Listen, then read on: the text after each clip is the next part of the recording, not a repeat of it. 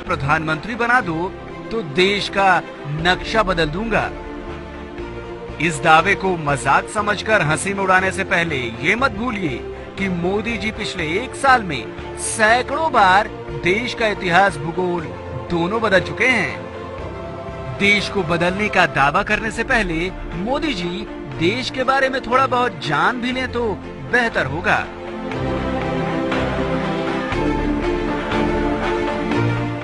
आपको दिखाते हैं मोदी जी के सामान्य ज्ञान के कुछ नमूने, जिसे देखकर आपको मोदी के ज्ञान और उनके दावों दोनों का सच पता लग जाएगा।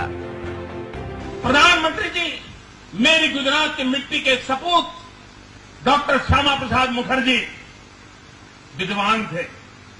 विवेकानंद जी उनके साथ वार्ता करते थे, स्वामी दयानंद सरस्वती उनसे वार्ता करते थे, लोकमान्य तिलक उनका मार्गदर्शन में संपर्क बनाए रखते थे। मोदी जी ने जो कहा उसकी हकीकत तो आप समझ ही चुके होंगे। अगर ना समझें तो हम आपको बताते हैं। मोदी ने कहा कि उनकी गुजरात की धरती के सपूत डॉक्टर श्यामा प्रसाद मुखर्जी, जबकि हकीकत ये है कि श्यामा प्रसाद मुखर्जी गुजरात के नहीं पश्चिम बंगाल के थे। मोदी के मुताबिक स्वामी विवेकानंद जी श्यामा प्रसाद मुखर्जी से बातचीत करते थे, जबकि हकीकत यह है कि श्यामा प्रसाद मुखर्जी का जन्म 1901 में हुआ था। वहीं विवेकानंद जी का निधन 1902 में हो गया था।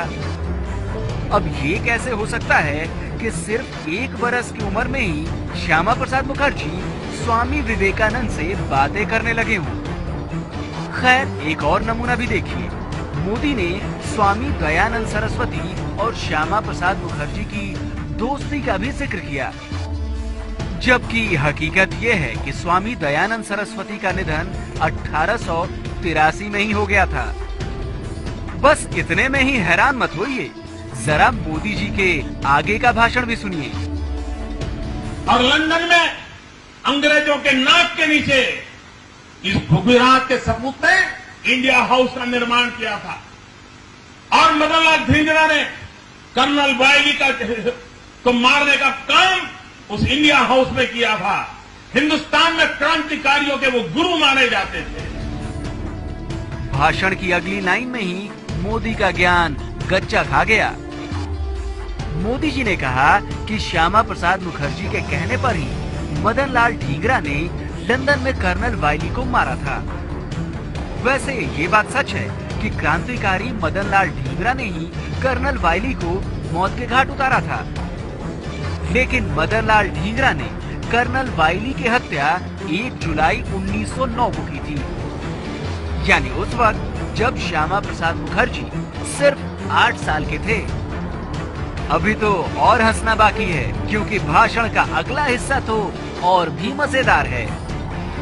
1930 में उनकी मृत्यु हुई और मरते समय उन्होंने एक इच्छा व्यक्त की थी कि मेरे अस्थि जो है उसको संभाल के रखा जाए, लेकिन देश जब आजाद हो तब मेरे अस्थि आजाद हिंदुस्तान में ले जाएं, ताकि मैं जो आजाद भारत की सांस लेना चाहता था, जीते जी नहीं ले पाया, लेकिन मेरे मरने के बाद मेरे अस्थि को आजाद हिंदुस्तान की हवा का रुख का पता चले, इसलिए ये मेरे अस्थि संभाल के रखे जाए, देश आजाद होने के बाद उसे ले जाया जाए। 1947 देश आजाद होने के बाद पंडित नेहरू का पहला काम था कि कोई प्रतिनिधि को भेज करके देश के लिए जीने मरने वाले डॉक्टर श्यामा प्रसाद मुखर्जी के उस अस्थि को हिंदुस्तान ला देते। नहीं किया। वैसे अब आप चाहे तो हंस सकते हैं, और अगर अब भी हंसी नहीं आई तो भाषण के इस हिस्से की असलियत सुनकर जरूर आएगी। मोदी जी ने कहा कि डॉक्टर श्यामा प्रसाद मुखर्जी का निधन 1930 में हुआ था, वो भी लंदन में, और आजादी के बाद भारत सरकार उनकी अस्थियां तक नहीं ला पाई। अब जरा असलियत भी सुन लीजिए। श्यामा प्रसाद मुखर्जी का निधन 1953 में हुआ था, वो भी लंदन में नहीं, कश्मीर में। अब आप ही सोचिए, चले हैं देश के पीएम बनने, लेकिन देश के इतिहास का ही पता नहीं।